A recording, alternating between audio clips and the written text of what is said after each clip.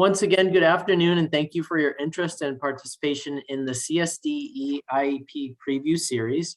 My name is Brian Klimkowitz. I'm the Special Education Division Director, and on behalf of the Connecticut State Department of Education, I'd like to welcome you to our session, whether you're participating live or viewing this recording at a later time. The CSDE is committed to improving the quality of IEPs and the special education process, and are in the midst of a historic statewide special education improvement effort. The foundation for this goal is the transition to a statewide Connecticut Special Education Data System, or CT-SEDS. A tremendous amount of strategic planning and collaboration has resulted in a multifaceted system of training and technical assistance designed to support our educators, parents, and other stakeholders in our community. The CSD is proud to provide you with an opportunity to participate in our IEP quality training series and soon to be released CT-SEDS navigation training. We know that change is tremendously difficult, but any effort that will involve the benefit of students with disabilities in our state is a journey worth taking. So thank you all for embracing this opportunity, as well as your partnership and support during this exciting time. This initiative will be successful because of you all. Today is our 7th session in a series designed to preview and highlight the various components of the IEP process within CT-SEDS. Sessions will take place, as you know, each Monday afternoon from 4 to 5 p.m. and can be accessed using the same Zoom link for each session. And we'll go ahead and drop the IEP Zoom and or flyer into the chat. So today our session is focused on secondary transition, and our commitment to you, as you know, is to do our best to start and end on time. Know that these sessions are recorded for future viewing and posted on our new IEP website, which you can see in the slide deck there. We're also going to provide that direct link to you all in the chat as well.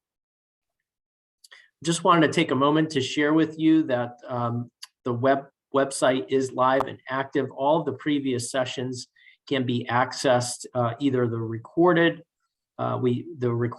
and or the slide decks that were used. As you can see here, Steve's going through quickly. That direct link will take you to all our previous Monday sessions. Steve, thanks for demonstrating that. The structure of today's session will include a brief presentation followed by questions and answers as in previous sessions.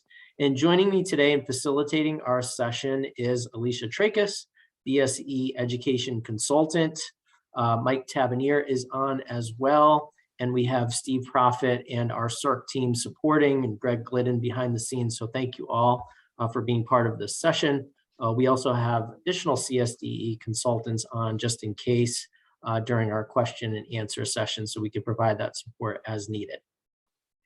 Our goal for today's session is to provide you with an overview of secondary transition, including IDEA requirements, and a preview of how the CT-SEDS will support the development of compliant, high-quality IEPs.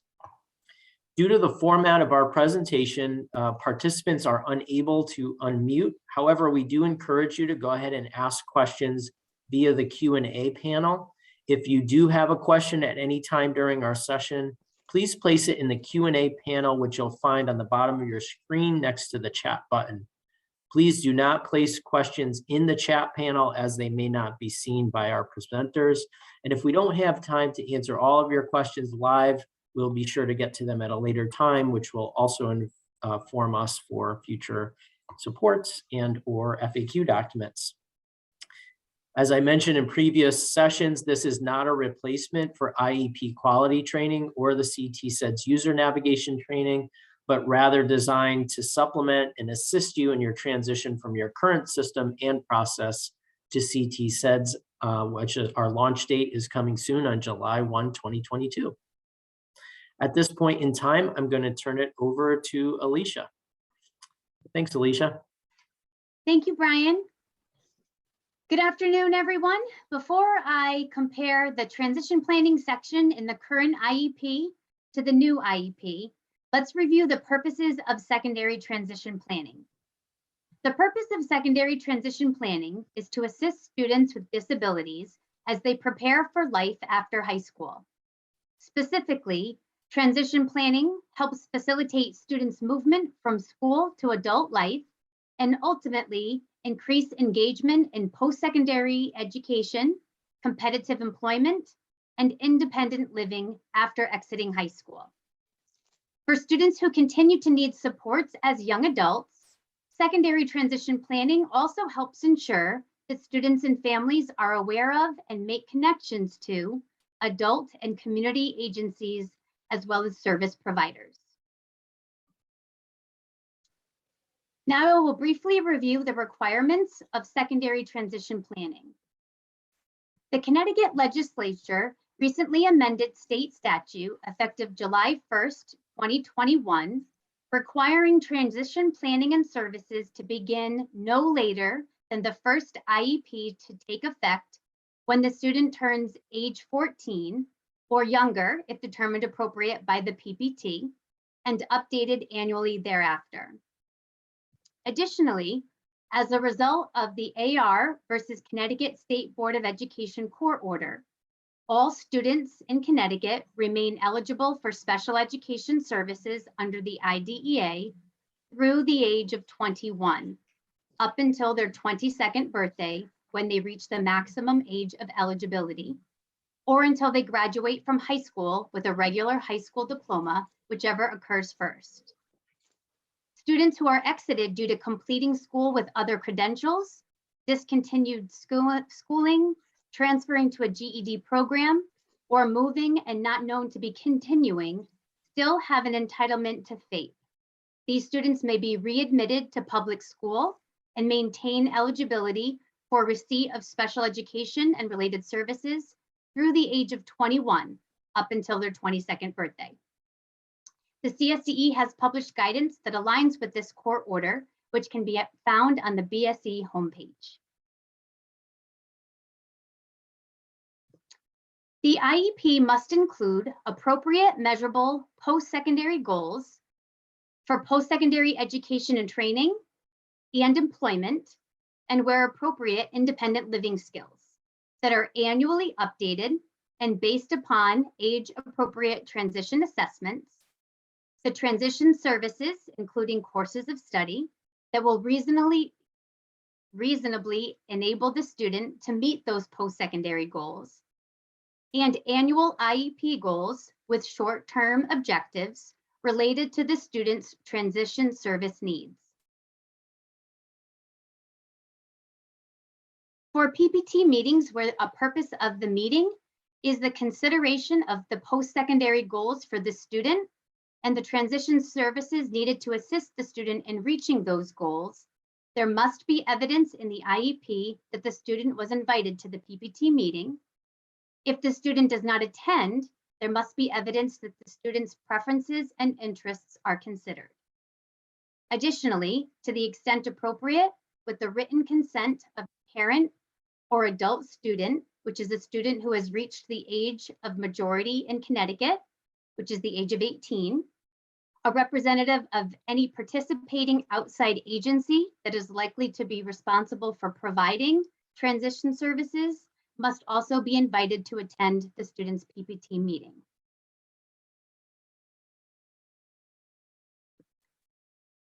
At least 1 year prior to reaching the age of majority, which again in Connecticut is the age of 18, the IEP must include a statement that the student has been informed of their rights under the IDEA, if any, that will transfer to the student upon reaching the age of majority.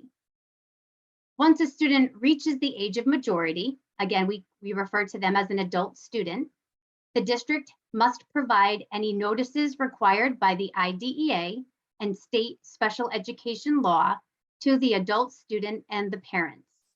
All other rights are accorded to the parents will transfer to the adult student unless a court has determined the student to be incapacitated. And the district will notify the adult student and the parent when the rights are transferred. In Connecticut, the adult student may notify the district in writing that the parents will continue to have the right to make educational decisions on their behalf, even if the student has turned 18 years old. At any time, the student may revoke the granting of these rights. The adult student may also authorize another adult to make educational decisions on their behalf using a power of attorney. For all of the exceptions to the transfer of rights, you can see our regulations of Connecticut state agencies, which is linked on the screen that I think Steve will drop in the chat for you. Thanks, Steve. And lastly, for each student with an IEP whose eligibility under the IDEA terminates due to either graduating from high school with a regular high school diploma or due to exceeding the maximum age of eligibility, the district must provide the student with a summary of the student's academic and functional performance, which includes recommendations on how to assist the student in meeting their post-secondary goals. We have built in the summary of performance, the SOP, into the CT-SEDS system as a standalone document, which we will review in more detail at a later time. So as you know, and you can see here on the screen, on our current IEP document, vocational and transition present levels of performance is captured on page 5. Page 6 is the transition planning page. Annual transition goals with related short-term objectives are developed on page 7. Additionally, the anticipated exit criteria is noted on page 10. Okay, so now let's look at how CT-SEDS will support secondary transition planning in the new IEP. Let's first take a quick look at the notice of PPT meeting, which was shared with you in a previous IEP preview session. When generating a notice of PPT meeting, if a student is 18 years of age or older, this checkbox may be selected to address the PPT notice to the student. When the user selects annual review, revise, or either combined with a 3-year reevaluation, the user is prompted to indicate whether or not the team will develop, review, or revise transition goals and objectives. If that checkbox is selected, the user is required to select one of the following 3 choices regarding the invitation of an outside participating agency. Either 1, the agency representative listed below is invited to attend to assist in transition planning with the written consent of the parent or adult student, or 2, the agency representatives are not appropriate to be invited to attend to assist in transition planning, or the third option, written permission was not provided to invite the agency representative to attend to assist in transition planning. When a PPT meeting includes transition planning, the student must be invited. A student can be invited to a PPT meeting by clicking on the checkbox next to their name. CT-SEDS was designed to ensure that this IDEA requirement is met. A notice of PPT cannot be finalized without the student being invited to the meeting when transition planning is included. If a user forgets to invite the student and attempts to finalize the document, the system will generate a rule of completion error and a text box will display which states the following. Student must be invited to the meeting when the purpose of the meeting is transition. As you have seen in previous IEP preview sessions, the IEP module is organized by tiles on the main landing page. As tiles are completed, they turn from gray, meaning they haven't been started, to red, meaning they have been started but are not completed, and finally to green, which is fully completed. To work on secondary transition, you would select the tile shown here by the red arrow. Let's take a look at the CT-SEDS interface once the tile has been selected. The transition planning interface has been thoughtfully designed to assist LEAs in their compliance with the IDEA Part B Indicator 13 secondary transition. Oh, one slide above, Steve. Thank you so much. For transition age students, CT-SEDS will require the transition planning section of the IEP to be completed at the annual review when students are age 13.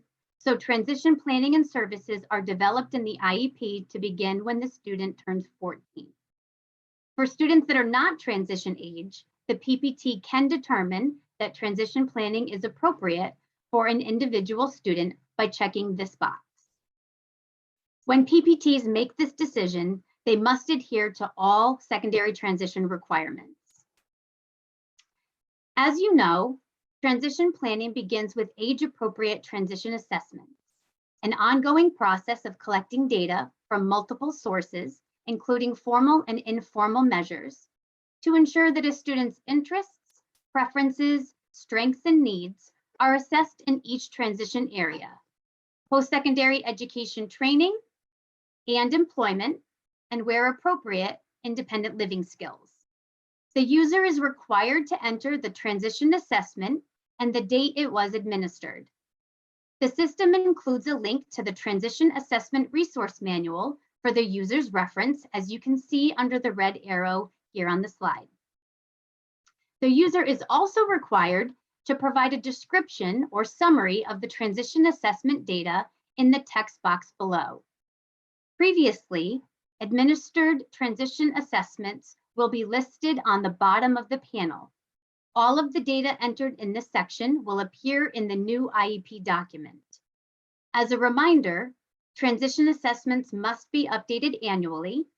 Assessments that are greater than 364 days will appear in the history of transition assessments in chronological order.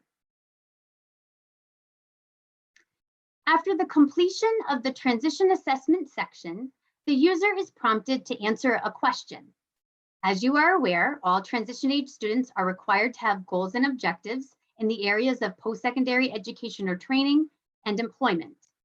Some students may require a goal and objective in the area of independent living skills. If the PPT determines that the student requires specially designed instruction to support independent living skills, the yes checkbox should be selected. If not, the no checkbox should be selected. The answer to this question will inform the system as to whether or not the user will be completing independent living post-secondary outcome goal statements, as well as annual transition goals and objectives. Next, the system will display if the student was in attendance at the meeting. The user would select yes or no. Then, a summary of the student's preferences and interests will be required. PPTs should summarize the student's preferences and interests as they relate to transition planning and indicate how the student's preferences and interests were determined, whether through personal interviews, comments at the meeting, transition assessments, and others, which could include but are not limited to career exploration activities, job shadowing, situational assessments, and parent interviews. The system will display and populate whether or not the outside agency representatives were invited to the PPT meeting. Regardless of whether an outside agency representative was invited or attended the meeting, PPTs will be required to document if any agency has agreed to provide or pay for services, as well as provide a description of those services or linkages. Remember to hit the green Save button on the bottom right of the screen before you move to the next panel.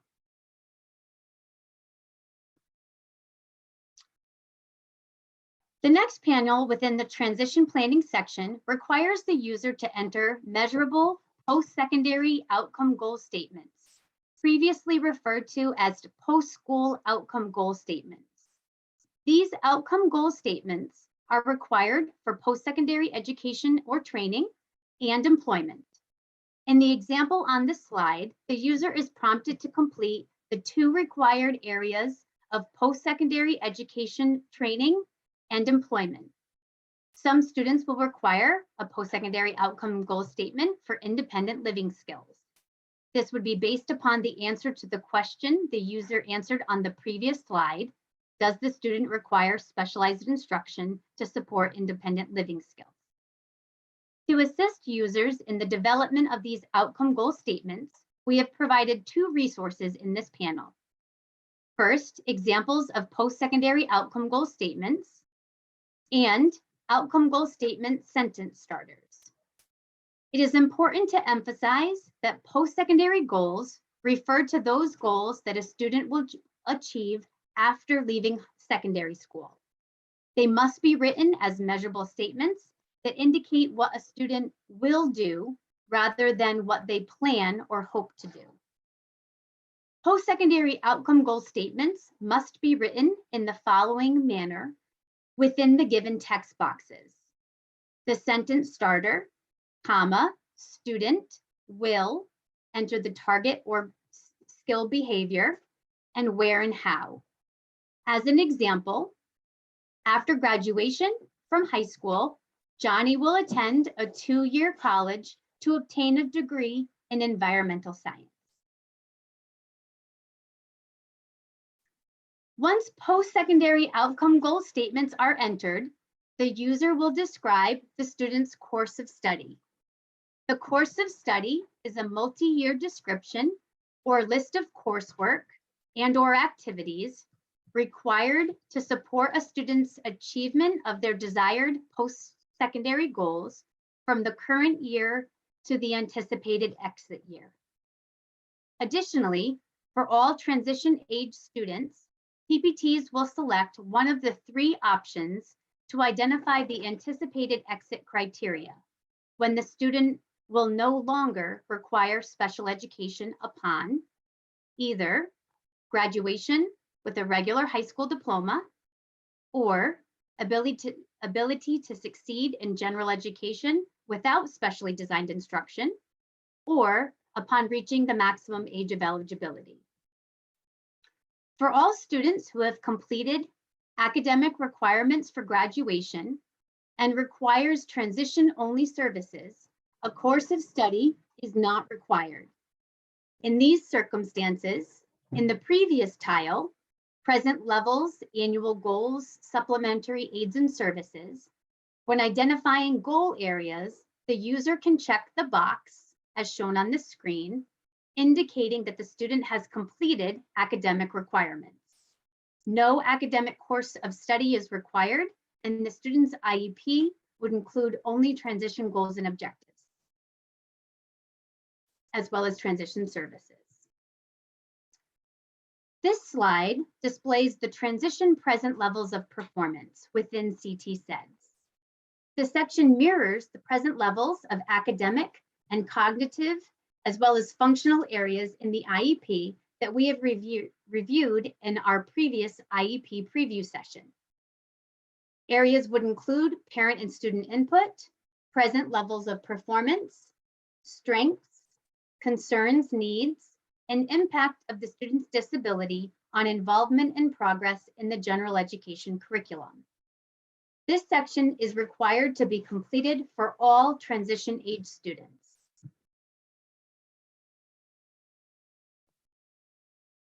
Each student must have a minimum of 1 annual goal for each transition area: post-secondary education and training, and employment, and where appropriate, independent living skills, which directly support the student's post-secondary goal in that transition area.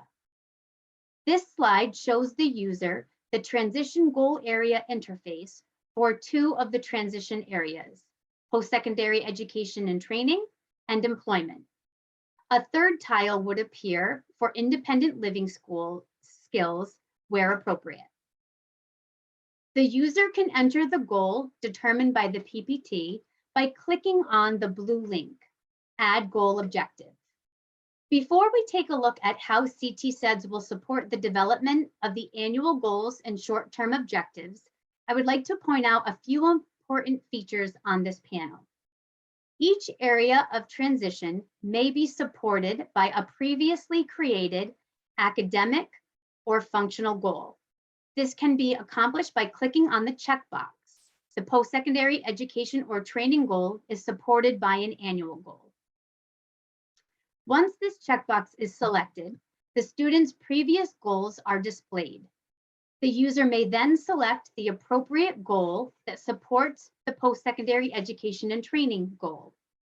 The example on this slide indicates that a student's communication goal will support the student's post-secondary education and training goal. The user can then move on to add a goal and objective by clicking on the blue link. Now let's move to the next slide and look at how the annual transition goal template. Annual transition goals must be written in measurable statements that describe what a student is reasonably expected to accomplish within a 12-month period to support progress toward achieving their post-secondary outcome goals. In CT-SEDS, the annual transition goal template is the same format as academic and functional goal areas. We have designed the goal writing section using a template format to assist educators in writing quality, measurable goals. As the user types in the text boxes, the goal statement will begin to appear at the top under the words annual goal. The template includes static text and 3 text boxes. Given is the first piece of static text and the word that will begin each goal. The user types in the conditions, materials, setting, accommodation, or assistive technology needed. The student's name, followed by the word will, is the next bit of static text that appears. In this case, Randy will. The user will need to add the measurable skill or behavior. In the final step of writing an annual goal, the user will input to what extent or how well the skills or behaviors will occur in order to determine mastery for the student. Before the user leaves this section, an evaluation method must be selected. For annual goals, this will often be the first radio button option. Progress toward meeting the annual goal will be measured by achievement on short-term objectives. There is also an option to select Other and type in a different evaluation method. Once the goal is determined, the user will be prompted to add objectives. Objectives can be added by clicking on the blue link in the upper right-hand corner, Add Objectives. Once that link is clicked, the user will see a pop-up window, which is the objective template. As you have seen in the previous IEP preview session, short-term objectives target skill development and identify other activities or opportunities that demonstrate active participation of the student in progressing toward achieving annual transition goals and ultimately their post-secondary outcome goal statements. The generation of an objective, like the goal, is supported by a template with static text and text boxes. The template includes text boxes to enter the condition, target skill or behavior, and the evaluation criteria and method. Once all components of the objectives are completed, the user will select a by when date, meaning the target date for the achievement of that objective. This could be the last day of the IEP or any date prior to the end date. There is one more piece of information that needs to be entered before the objective modal is complete: the progress monitoring schedule. The user will need to scroll down a bit to see the drop-box menu options for the progress monitoring schedule, shown here on the right side of your screen. With all aspects of the short-term objective complete, the user can either save and add another objective, close, which will not save the data, or save. Once goals and objectives are entered, The user is required to complete the transfer of rights panel. Within CT-SEDS, if the student will be 17 by the end of the IEP, PPTs will be required to document that the student has been informed of their rights under the IDEA that will transfer to them, if any, at age 18. Documentation of notification can be attached in the system. Each of the previous secondary transition sections will populate the new IEP. To summarize, all transition components must be updated annually.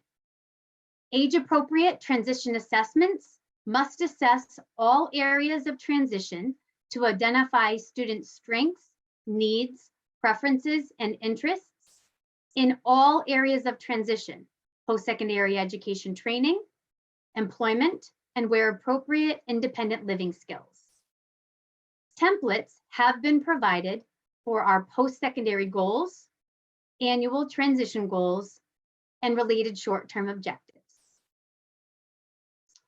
The course of study should be a multi-year description or list of coursework and other activities that supports the students' achievement of their post-secondary goals. The CSDE believes that all students must have access to career pathways that lead to success in college, career, and civic life. The anticipated exit criteria and present levels of performance for transition have been moved to the secondary transition planning section. If one of the purposes of the meeting is transition planning, the student must be invited to attend the PPT meeting, and a response will be required to the invitation of an outside participating agency. Additionally, the transfer of rights will be required if the student will be age 17 by the end of the IEP. That concludes our presentation. We will now stop the recording, and I will turn it over to Brian and Steve to facilitate the Q&A session.